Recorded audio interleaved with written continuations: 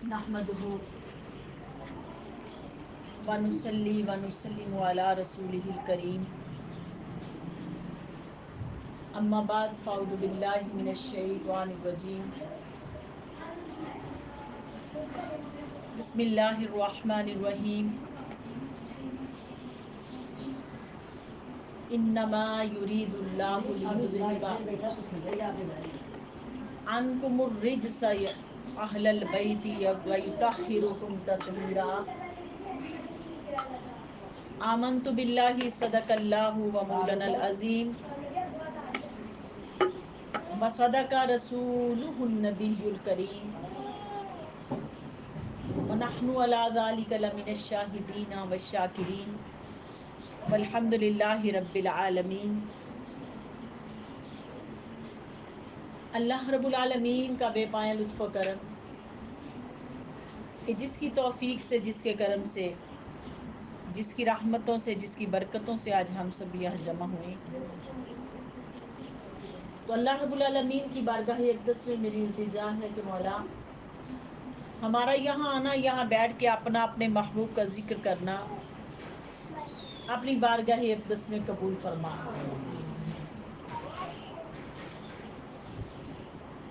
میں نے آپ کے سامنے کلام رحمان سے آیا کریمہ تلاوت کی، سورہ احزاب کی آیت کہ جس میں رب دو جہان نے ارشاد فرمایا کہ انما یرید اللہ لیذہب عنکم الرجس اہل البیت ویطہرکم تطہیرا، کہ بے شک اللہ پاک چاہتے ہیں کہ اہل بیت آپ سے ہر طرح کی نجاست کو، ہر طرح کی گندگی کو دور کر دیا جائے۔ یہ اہل بیت کے مقام کو، یہ آیت کریمہ جو اہل بیت کی شان کو بیان فرما رہی۔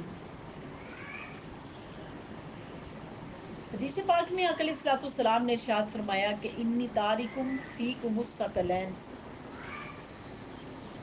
کہ بے شک میں تمہارے درمیان دو بھاری چیزیں چھوڑ کے جا رہا ہوں۔ ما ان تمسکتم بہما، اگر تم نے ان دونوں چیزوں کو مضبوطی سے تھام لیا، پکڑ لیا، تو لن تضلوا بعدی، میرے بعد تم کبھی گمراہ نہیں ہوگے۔ ارشاد فرمایا کہ وہ دو بھاری چیزیں کیا ہیں؟ فرمایا کتاب اللہ و اطرتی، ایک ہے اللہ کا قرآن اور دوسری اس کی حضور علیہ الصلوۃ والسلام کی اہل بیت۔ فرمایا ان دو چیزوں کو مضبوطی سے تھام لو، قرآن مجید کو اور اہل بیت کو۔ جس نے اہل بیت کو اور قرآن مجید کے ساتھ اپنی دوستی کو رکھ لیا، دوستی کو اپنا لیا، تو فرمایا کہ وہ اس جہاں میں بھی کامیاب ہو گیا اور اس جہاں میں بھی کامیاب ہو گیا۔ اب حضرت ابو سعید خدری رضی اللہ عنہ فرماتے کہ جب یہ آیتیں اتری نا، تو پوچھا گیا حضور علیہ الصلوۃ والسلام سے کہ یا رسول اللہ صلی اللہ علیہ وسلم، اہل بیت سے مراد کون ہیں ان سے کہ جن کے متعلق یہ آیت نازل ہوئی؟ تو آقا علیہ الصلوۃ والسلام نے فرمایا اہل بیت سے مراد یہ ہیں کہ علی، فاطمہ، حسن اور حسین رضی اللہ عنہما، کہ جن کے بارے میں یہ آیت نازل ہوئی۔ اب یہ اہل بیت جو نا، جن کی شان کو اللہ کا قرآن بھی بیان کر رہا ہے، حدیث پاک بھی نا ان کی شان کو بیان کر رہی، اور ہم ان اہل بیت کے ساتھ محبت کر کے اپنی دنیا آخرت کو بہتر کر سکتے ہیں۔ ان کے ساتھ، ان کی سیرت کو پڑھ کے، ان کے ساتھ جڑ کے ہم اپنی آخرت اور دنیا کو اچھا کر سکتے ہیں۔ حضرت ابو ذر رضی اللہ عنہ روایت کرتے ہیں کہ آقا علیہ الصلوۃ والسلام نے ارشاد فرمایا ومن اطاعنی، جس نے میری اطاعت کی، فقد اطاع اللہ، اس نے اللہ کی اطاعت کی۔ میرے آقا فرماتے ہیں کہ جس نے میری اطاعت کی اس نے اللہ کی اطاعت کی۔ ومن عصانی فقد عصى اللہ، اور جس نے میری نافرمانی کی اس نے اللہ کی نافرمانی کی۔ ومن اطاع علی فقد اطاعنی، فرمایا کہ جس نے علی کی اطاعت کی اس نے میری اطاعت کی۔ جو نبی علیہ الصلوۃ والسلام فرما رہے اور آگے فرمایا ومن عصا علی، کہ جس نے حضرت علی کی اطاعت کی، نافرمانی کی، نافرمانی کی، فقط آسانی، اس نے آقا علیہ السلام فرماتے کہ میری نافرمانی کی۔ دیکھو اہل بیت کے ساتھ آقا علیہ السلام کتنی محبت سکھا رہے ہیں، اہل بیت کی محبت کیسے سکھا رہے کہ لوگوں جان لو جس نے میری ان اہل بیت کے ساتھ محبت کی اس نے میرے ساتھ، جس نے ان کے ساتھ ان کی نافرمانی کی اس نے میری نافرمانی کی، میری نافرمانی کی۔ اور پھر ایک اور حدیث پاک کے اندر ارشاد فرمایا، منظر بن جیش راوی ہیں اس حدیث پاک کے، کہ حضور صلی اللہ علیہ وسلم نے ارشاد فرمایا کہ لا یحبنی الا مومن، کہ نہیں حضرت علی رضی اللہ عنہ سے محبت کرے گا مومن، مومن کے علاوہ ان سے کوئی محبت نہیں کرے گا۔ اور آگے فرمایا ولا یبغضنی یبغضنی الا منافقا، فرمایا کہ منافق کے علاوہ علی کے ساتھ بغض کوئی نہیں رکھے گا۔ اگر کسی نے کسی کی عداوت کو چیک کرنا ہے نا، یا کسی کی ایمان کو چیک کرنا ہے، تو دیکھ لو کہ اس کے دل میں اہل بیت کی، حضرت علی رضی اللہ عنہ کی اور اہل بیت کی محبت کتنی ہے، محبت کتنی ہے۔ تو یہ محبت کا اظہار اس کے اندر فرمایا کہ جس نے جو نا منافق کی پہچان اس کی ایسی ہے کہ منافق وہ اس طرح پہچان لیا جائے گا کہ جس کے دل میں حضرت علی رضی اللہ عنہ کی محبت ہوگی وہ مومن ہوگا، اور جس کے اندر محبت نہیں ہوگی وہ منافق ہوگا، منافق ہوگا، اور منافقت کی یہ علامت ہوگی۔ اور پھر حضرت ابو سعید خدری آپ روایت کرتے ہیں کہ آقا علیہ السلام نے ارشاد فرمایا کہ لا یحل لأحد یجنب فی هذه المسجد غیری وغیرک، میرے آقا علیہ السلام نے فرمایا کہ میرے اور علی کے علاوہ کوئی بھی حالت جنابت میں مسجد میں نہیں آ سکتا۔ مسجد نبی، مسجد نبی آقا علیہ السلام کا گھر بھی تھا، مسجد نبی بھی تھی۔ اب دیکھو حالت جنابت ہو جس کے اوپر غسل واجب ہو چکا ہو، اور وہ غسل واجب ہو چکا ہو تو مسجد میں جانے کی اجازت نہیں، کسی کو مسجد میں جانے کی اجازت نہیں، اجازت نہیں۔ لیکن ارشاد فرمایا کیا کہ میرے آقا علیہ السلام نے فرمایا میرے اور علی کے علاوہ، کہ ان کی شان یہ ہے کہ خود تو رحمت للعالمین ذات تھے ہی نا، خود تو ذات تھے ہی، لیکن ان کے لیے بھی فرمایا کہ میرے اور علی کے علاوہ کوئی مسجد میں حالت جنابت میں نہیں آ سکتا۔ یہ انہی کی شان ہے کہ یہ حالت جنابت کے اندر بھی مسجد نبی کے اندر آ سکتے ہیں۔ کیوں؟ رب کائنات نے قرآن میں فرما دیا کہ اے اہل بیت، اللہ نے تم سے ہر طرح کی نجاستوں کو، ہر طرح کی نجاستوں کو اللہ پاک نے تم سے دور فرما دیا۔ یہ اہل بیت کا مقام اللہ رب العالمین نے قرآن میں بیان فرما دیا کہ یہ شان ہے کہ ان اہل بیت کی کہ یہ مسجد میں بھی حالت جنابت میں جا سکتے ہیں۔ حضرت علی رضی اللہ عنہ، آقا علیہ السلام نے فرمایا کہ علی تم اور میں ہم حالت جنابت میں بھی مسجد میں جا سکتے ہیں، مسجد میں جا سکتے ہیں۔ اور پھر حضور نبی علیہ السلام نے حضرت عبداللہ بن مسعود اور ام المومنین حضرت عائشہ اس حدیث پاکی کو روایت کرتی، آپ فرماتی کہ آقا علیہ السلام نے ارشاد فرمایا انظر الی وجہ علی،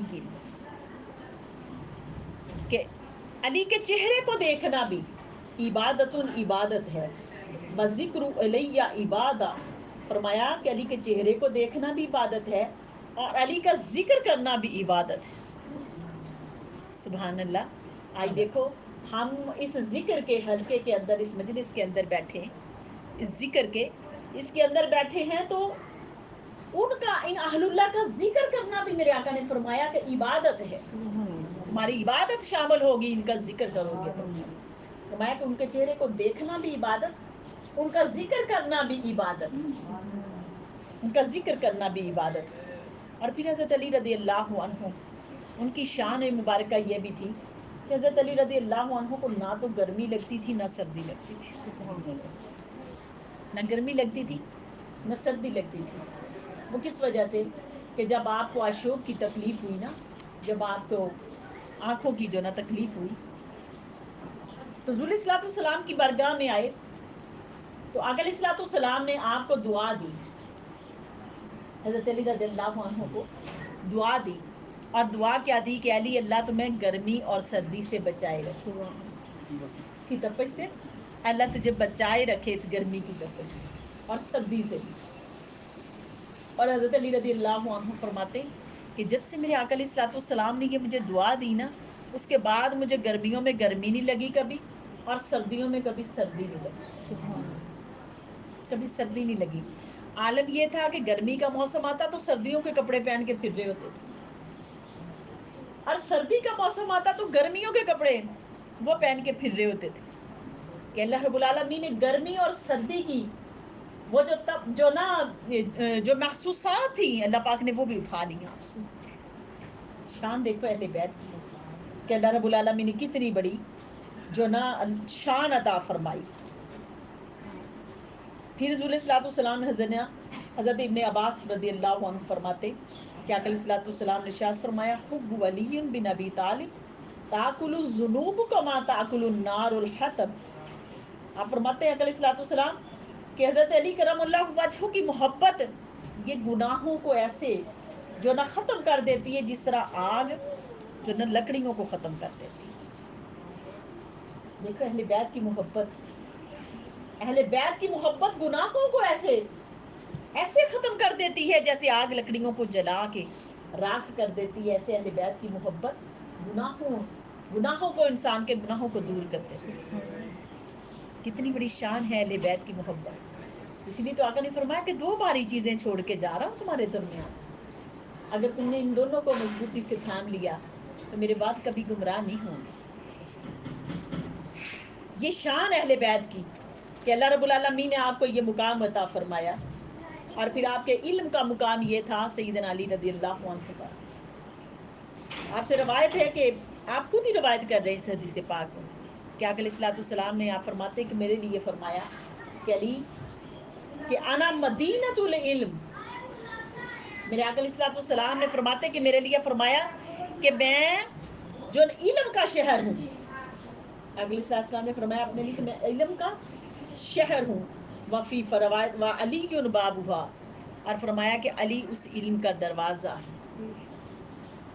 اس شہر میں داخل ہونا علم کے شہر میں داخل ہونا ہو تو فرمایا کہ پھر علی کے دروازے سے گزر کے علم کے باب کے اندر آ، علم کے باب کے اندر آ، تمہیں کیا علم نصیب ہوگا.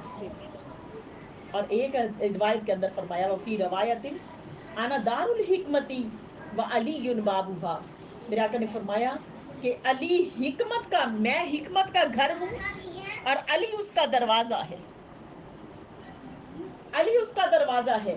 میرے آقا علیہ الصلوۃ والسلام نے یہ ارشاد فرما دیا کن کے لیے؟ حضرت علی رضی اللہ عنہ کے لیے. یہ شان ہے اہل بیت کی کہ اللہ رب العالمین نے اہل بیت کو اتنا بڑا مقام عطا فرمایا، اتنا بڑا مقام عطا فرمایا. اب یہ آپ کے علم کا مقام تھا، اور علم کا مقام بھی آپ کا کہ اس کو بھی ہم تصور نہیں کر سکتے کہ آپ کا علم کا باب کتنا بڑا، کتنے بڑے آپ علم کے ایک باب تھے. اور باب تھے علم کا دروازہ. ان کو جو کہا علیہ الصلوۃ والسلام نے تو یہ علم کیسا تھا؟ آپ کا علم ایسا تھا، ایسے جامع العلوم تھے آپ حضرت علی رضی اللہ عنہ. آپ فرماتے کہ ان القرآن انزل علی 7 حرف ما منها حرف الا له ظہر و بطن و ان علی عنده من الظاہر والباطن. حضرت علی رضی اللہ عنہ فرماتے کہ قرآن 7 قراتوں میں نازل ہوا، 7 قراتوں میں، یہ 7 قراتوں میں نازل ہوا. اور ہر حرف جو اس کے ہر حرف کا ایک ظاہری جو معنی ہے اور ایک باطنی معنی ہے. 7 قراتوں میں جو نازل ہوا نا، اب وہ قراتوں بھی کسی اور وقت ہم درس کریں گے. لیکن ابھی صرف اور ٹائم کی کمی کے پیش نظر جتنی ہمارا ٹائم ہوتا ہے اس کے اندر اتنی ہی سی اس کی وضاحت کروں گی کہ آپ نے فرمایا کہ ہر حرف کا ایک ظاہری معنی ہے اور ایک باطنی معنی ہے، اور ہر حرف کے ظاہر اور باطن کا علم سیدنا علی رضی اللہ عنہ کا۔ آپ فرمایا کرتے تھے کہ یہ جو قرآن کی آیتیں نازل ہوتی ہیں نا، حضرت علی رضی اللہ عنہ فرماتے مجھے ان قرآن کی آیتوں کا اتنا علم ہے کہ کون سی آیت سفر میں نازل ہوئی، کون سی حضر میں نازل ہوئی، کون سی آقا علیہ الصلوۃ والسلام مقیم تھے تو نازل ہوئی، کون سے آقا علیہ الصلوۃ والسلام مسافر تھے تو اس وقت نازل ہوئی۔ تو یہ آیتیں آپ فرماتے ہیں مجھے ایک ایک آیت کا پتہ یہ کس کس مقام پر نازل ہوئی۔ علم کی حد دیکھے کہ اتنی زیادہ علم کی آپ کی حد تھی، اور پھر علم کا عالم دیکھے کہ یہودی، کیونکہ مدینہ میں جب آقا علیہ الصلوۃ والسلام تشریف لائے تو مدینہ پاک میں ارد گرد جو نا ارد گرد سارے یہود رہتے تھے، یہود رہتے تھے ارد گرد سارے، یہود کے قبائل تھے دائیں بائیں، اور وہ قبائل جو نا یہودیوں کے، یہ اکثر یہود جو نا ان کو اہل کتاب بھی تھے، اور اہل کتاب تورات کی جو نا تورات تھی ان کی کتاب، اور وہ تورات کی جو نا ان کو علم بھی تھا، اور پھر یہ مسلمانوں کو تنگ کرنے کے لیے اور جان بوجھ کے حضور صلی اللہ علیہ وسلم کو تنگ کرنے کے لیے بعض کہتے ایسے ایسے سوال حضور صلی اللہ علیہ وسلم سے کر دیتے، ایسے ایسے سوال کر دیتے کہ جن کا جواب حضرت علی جو نا حضور صلی اللہ علیہ وسلم کو دینا پڑتا، اور آپ صلی اللہ علیہ وسلم دیا بھی کرتے۔ لیکن اس دفعہ انہوں نے یہودیوں نے حضرت علی رضی اللہ عنہ سے سوال کیا، اور یہ سوال کیا کیا، ایک یہودی عالم جس کا نام مفر تھا، ایک نے مرتبہ حضرت علی رضی اللہ عنہ سے پوچھا کہ وہ کون سا فرد ہے کہ جس کا نہ باپ ہے نہ ماں ہے، وہ کون سا فرد ہے کہ جس کا نہ باپ ہے نہ ماں ہے، اور پھر وہ دوسرا سوال پوچھا کہ وہ کون سی عورت ہے کہ جس کا نہ ماں باپ ہے نہ ماں ہے، نہ باپ ہے نہ ماں ہے۔ اب سوال دیکھو کیسے کیسے تلاش کر کے لے کے آتے تھے، کیونکہ ان کی کتاب کے اندر، پہلی کتابوں کے اندر یہ قرآن کا علم بھی تھا نا ان کتابوں کے اندر، تو یہ سوال بھی اسی وجہ سے کرتے تھے۔ پھر وہ کہنے لگے وہ کون سا مرد ہے جس کی ماں تو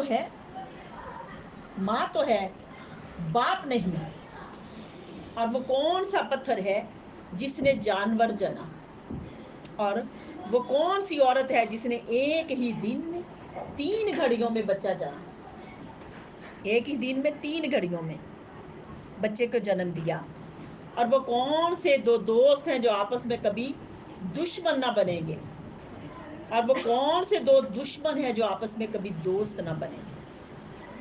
یہ 7 سوال لے کے حضرت علی کرم اللہ وجہہ آپ کی بارگاہ میں حاضر ہوئے، اور آ کے سوال کیا، تو حضرت علی رضی اللہ عنہ نے آپ کے سوال کا جواب دیا، آپ جواب دیا کہا کہ تم یہ سوال کرتے ہو، یہ سوال کرتے ہیں کہ وہ مرد جس کا نہ باپ ہے نہ ماں، وہ حضرت آدم علیہ نبی علیہ السلام۔ تیرے پہلے سوال کا جواب کہ حضرت آدم علیہ نبی علیہ السلام کے نہ ماں تھے نہ باپ تھے، بغیر ماں باپ کے پیدا ہوئے۔ عیسیٰ علیہ السلام جو اکیلے والدہ سے پیدا ہوئے تھے، باپ سے نہیں اللہ پاک نے دیا تھا، تو یہ یہودی تانے مارتے تھے۔ اللہ نے قرآن کے اندر کیا جواب دیا، کیا جواب دیا کہ ادھر تم تانا دینے والو ذرا اس بات پہ بھی تو غور کر لو نا، اس بات پہ غور کر لو کہ میں نے آدم علیہ نبی علیہ السلام کو بغیر ماں باپ کے پیدا کر دیا تھا، میری شان ہے میں جیسے مرضی چاہوں پیدا کر دوں، یہ میری شان ہے۔ پھر فرمایا وہ عورت جس کا نہ باپ ہے نہ ماں ہے، فرمایا وہ حضرت حوا ہے، یہ بھی بغیر ماں باپ کے پیدا ہوئی۔ آدم علیہ نبی علیہ السلام کی بائیں پسلی سے اللہ پاک نے نکالا، بائیں پسلی سے نکالا، اور پھر وہ کہنے لگے تیسرا سوال کہ وہ مرد جس کی ماں ہے باپ نہیں، وہ بتائیں۔ آپ فرمانے لگے وہ حضرت عیسیٰ علیہ السلام، جن کی ماں تھی باپ نہیں تھا، اللہ پاک نے وہ روح اللہ تھے، وہ اللہ کی روح تھے، کلمۃ اللہ تھے، کلمۃ اللہ تھے، اللہ کا کلمہ تھے، اللہ رب العالمین نے یہ بھی نشانی بنا کے ان کو بھیجا کہ بغیر باپ کے اللہ رب العالمین نے ان کو دنیا میں بھیجا. اب یہ سوال بھی آزمائشوں کے لیے پوچھتے تھے، ایسے ایسے سوال جان کے تنگ کرنے کے لیے ایسے ایسے سوال پوچھتے تھے. اور پھر چوتھا سوال کہنے لگے وہ پتھر جس نے جانور جنا وہ پتھر کو بتائے نا، اس پتھر کا بتائے. تو آپ فرمانے لگے کہ وہ حضرت صالح علیہ السلام کی اونٹنی تھی کہ جب انہوں نے اس اونٹنی کو مانگا، قوم صالح علیہ السلام کی قوم نے جب اونٹنی کو مانگا تو اللہ رب العالمین نے ان کی نگاہوں کے سامنے پہاڑ کے اندر سے، پتھر کے اندر سے اس اونٹنی کو بچے سمیت اس کو اس پہاڑ کے اندر سے، پتھر کے اندر سے نکال دیا، پتھر کے اندر سے نکالا. اور پھر وہ کہنے لگے وہ عورت جس نے ایک ہی دن میں 3 گھڑیوں میں بچہ جنا، اس کا بتائیں. تو آپ فرمانے لگے وہ حضرت مریم تھی. ایک ہی دن میں حمل ہوا، 3 لمحہ وہ حمل ماں کے رحم کے اندر رہا. پھر اللہ پاک نے درد زا لگائی، ایک لمحے وہ روح پھونکی گئی، دوسرے لمحے آپ کو درد زا ہوئی، اور تیسرے لمحے وہ بچہ پیدا ہو گیا. اللہ کی نشانیاں دیکھیں کہ اللہ پیدا کرنا چاہے تو کیسے کیسے پیدا کرتا ہے. آپ نے فرمایا وہ حضرت مریم ہے کہ جن کی شان کو اللہ رب العالمین نے ایسے رکھا. حضرت مریم ہے. پھر وہ کہنے لگے کہ وہ 2 دوست جو کبھی آپس میں دشمن نہ بنے، ان کے متعلق بتائیں. آپ فرمانے لگے وہ ہر انسان کا جسم اور روح ہے. جسم اور روح ہے، یہ کبھی ایک دوسرے کے دشمن نہیں بنتے، دشمن نہیں بنتے، یہ روح اور جسم. اور پھر وہ کہنے لگے، آپس میں سوال کرنے لگے کہ یہودی یہ سن کر کہنے لگا آپ کو کہ بالکل آپ نے صحیح جواب دیے، میرے تمام سوالوں کے میں نے صحیح جواب دیے، آپ نے جواب دیے. یہ تھے حضرت علی رضی اللہ عنہ کی شان، اہل بیت کی شان، جس کو آقا علیہ السلام نے اس طرح بیان فرمایا کہ کہا علی کیا ہے، میں علم کا شہر ہوں اور علی اس کا دروازہ ہے. اور آپ کی شان یہ تھی کہ اگر کوئی علم لینے آتا آپ کی بارگاہ سے،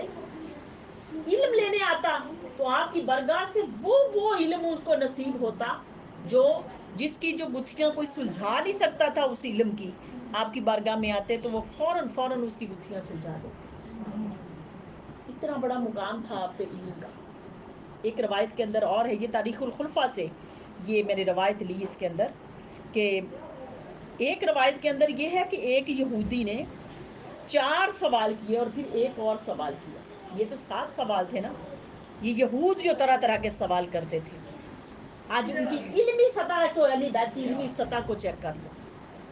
اب وہ یہودی کیا کہتا ہے، حضرت عمر فاروق رضی اللہ تعالیٰ عنہ کی خلافت کا دور تھا، نجران کے عیسائی آ گئے. اب یہ عیسائیوں نے آگے سوال کیا، پہلے یہودیوں نے کیا، پھر نجران کے عیسائیوں نے کیا. اور یہودی عالم اسلام پر اعتراض کرنے کے لیے انہوں نے چند سوال جو نا حضرت عمر فاروق رضی اللہ عنہ سے کیے. اور کیا کیے کہ خلیفۃ المومنین آپ ذرا اس سوالوں کے جواب دیں. آپ فرمانے لگے وہ کیا ہے؟ کہنے لگے وہ 4 سوال ہمارے یہ ہیں. ایک یہ کہ آپ ہمیں یہ بتائیں کہ قرآن جو نا آپ کا قرآن کہتا ہے کہ جنت کا طول بھی اتنا ہے، طول و عرض، اور جہنم کا طول و عرض بھی اتنا ہے. بتاؤ کتنا ہے کہ زمین کے برابر جنت کا طول و عرض ہے. جتنی زمین پھیلی ہوئی ہے نا، جنت بھی اتنی ہے. تو بتاؤ پھر جہنم کہاں گئی؟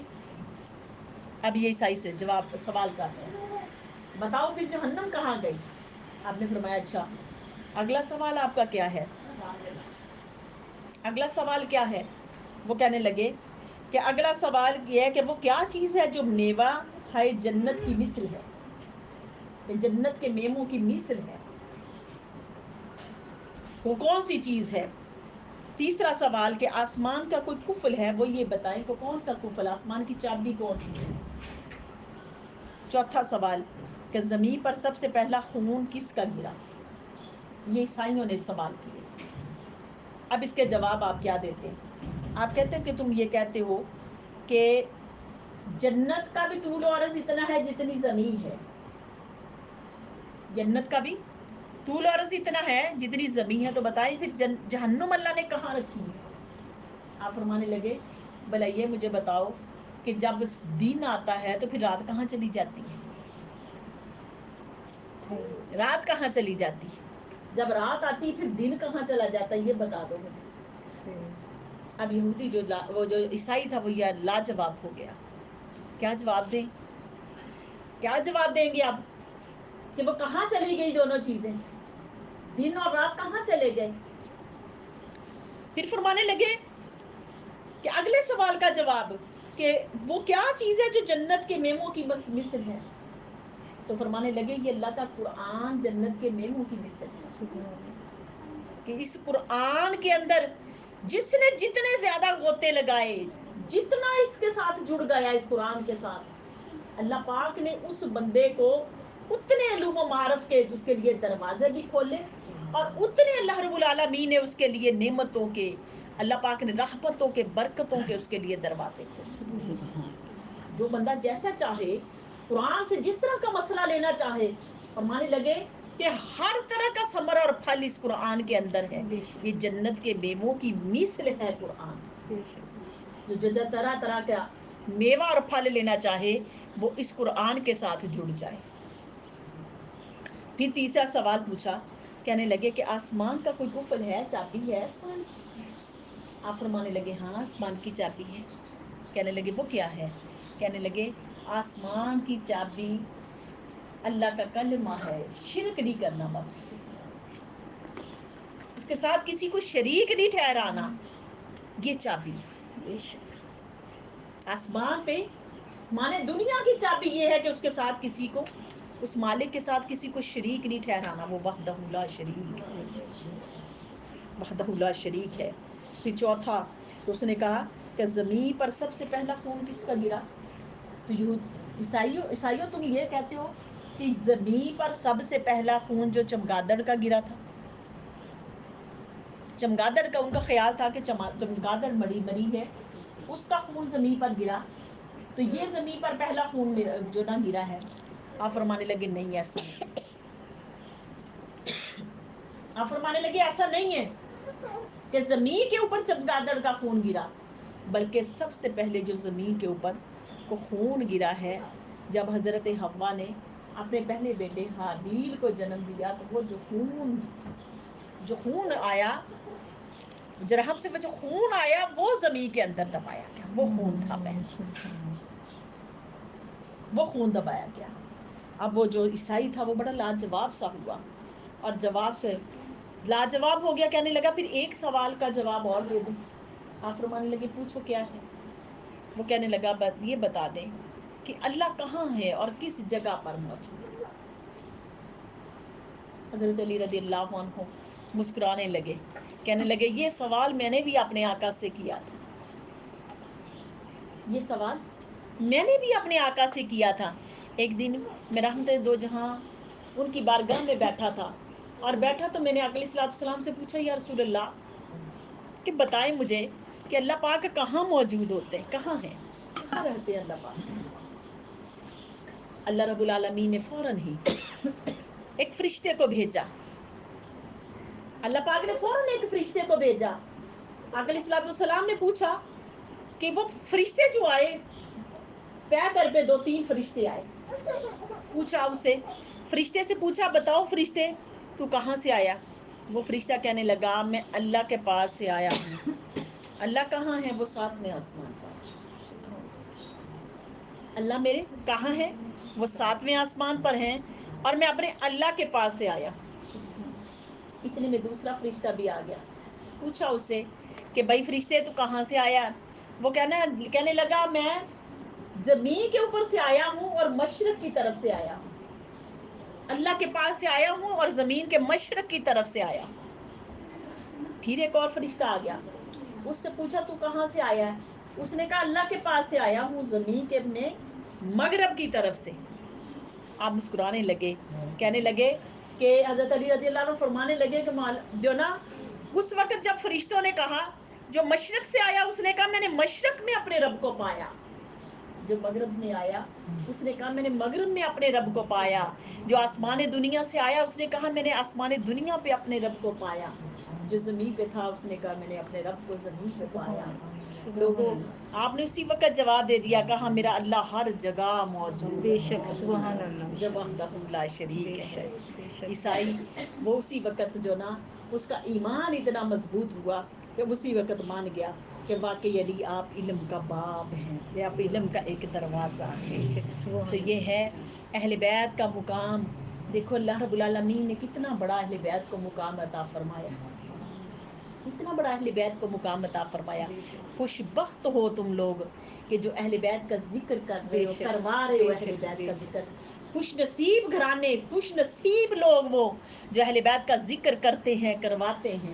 اللہ پاک ان کو چنتے ہیں، چنیدہ لوگ ہوتے ہیں ایسے جو اہل بیت کا ذکر کرتے ہیں، ان سے محبت رکھتے ہیں بے اور شک، محبت کرواتے ہیں۔ اللہ نے تمہارے دلوں کو چنا ان کی محبت کے لیے، جسموں کو چنا ان کی محبت کے لیے، زمین کو چنا ان کی محبت کے لیے۔ یہ اہل بیت کا مقام ہے۔ اللہ رب العالمین ہمارا جینا مرنا، ہمارا جینا مرنا ان کی محبت کر دے۔ ہم آمین، اس جہاں میں جئیں بھی تو ان کی محبت میں جئیں، آمین، ہم اس جہاں میں اٹھیں بھی تو ان کی محبت میں اٹھیں۔ آمین، اللہ ہمارا جینا مرنا ایسا کر دے۔ وما آمین۔ علینا الا البلاغ۔ سبحان اللہ۔